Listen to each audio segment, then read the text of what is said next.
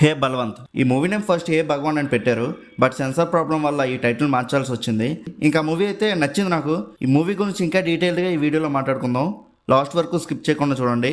ఇంకా మూవీలో స్టోరీ గురించి మాట్లాడుకుంటే, మన హీరోయిన్ సుహాస్ చిన్నప్పటి నుంచి వాళ్ళ నాన్న బిజినెస్ ని టేకప్ చేసి డెవలప్ చేయాలని అనుకుంటూ ఉంటాడు. కానీ ఆ బిజినెస్ ఏంటో చిన్నప్పటి నుంచి సుహాస్ ఎంత అడిగినా వాళ్ళ నాన్న అస్సలు చెప్పడు. అలా టైం గడిచిపోతూ ఉంటుంది.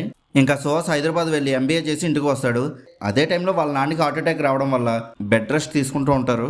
ఇంకా సుహాస్ మనకి ఇదే మంచి ఛాన్స్ మా నాన్న బిజినెస్ ని టేకప్ చేయడానికి అని చెప్పి సూటు బూట్ వేసుకుని వెళ్తాడు. ఇంకా బిజినెస్ ఏంటో చూసాక ఫుల్ షాక్ అవుతాడు. అసలు ఈ బిజినెస్ ఏంటి, సుహాస్ వాళ్ళ నాన్న చేసే బిజినెస్ ఏంటో తెలిసాక ఏం చేస్తాడు అనేది మూవీ యొక్క మెయిన్ స్టోరీ. ఇంకా ఈ మూవీ అయితే చాలా సెన్సిటివ్ టాపిక్ మీద ఉంటుంది, బట్ డైరెక్టర్ అయితే చాలా బాగా హ్యాండిల్ చేశారు దీన్ని. ఇంకా మూవీలో ఫస్ట్ హాఫ్ అయితే ఫుల్ ఎంటర్టైనింగ్ గా వెళ్ళిపోతుంది. ఎక్కడ బోరింగ్ అనిపించదు. చాలా బాగా రాసుకున్నారు స్క్రీన్ ప్లేని. కామెడీ అయితే చాలా బాగా వర్కౌట్ అయింది. పంచ్ డైలాగ్స్తో వచ్చే కామెడీ కన్నా సిచ్యువేషన్స్తో వచ్చే కామెడీనే ఎక్కువగా ఉంటుంది. మెయిన్గా వెనిల్ కిషోర్ గారి కామెడీ అయితే మామూలుగా నవ్వుకోలేదు నేను. ఫస్ట్ హాఫ్ అయితే ఇలానే కామెడీగా సరదాగా వెళ్ళిపోతుంది. సెకండ్ హాఫ్ కూడా ఇలానే ఉంటుందేమో అనుకున్నా, కానీ ఫస్ట్ హాఫ్ లో ఉన్నంత కామెడీ సెకండ్ హాఫ్ లో ఉండదు, కొంచెం తగ్గుతుంది అంతే. కానీ కామెడీ ఉన్నంత వరకు చాలా బాగా వర్కౌట్ అయింది. అంతేకాకుండా మూవీలో ఉన్న ఎమోషన్ సీన్స్ కూడా ఎక్సలెంట్ గా అనిపించాయి. చాలా బాగా రాసుకున్నారు సీన్స్ ని. ఇంకా యాక్టర్స్ పెర్ఫార్మెన్సెస్ గురించి మాట్లాడుకుంటే అందరూ చాలా బాగా చేశారు. కొన్ని సీన్స్ లో సుహాస్ అండ్ నరేష్ గారు ఇచ్చే ఎక్స్ప్రెషన్స్ అయితే హైలైట్ గా అనిపించాయి.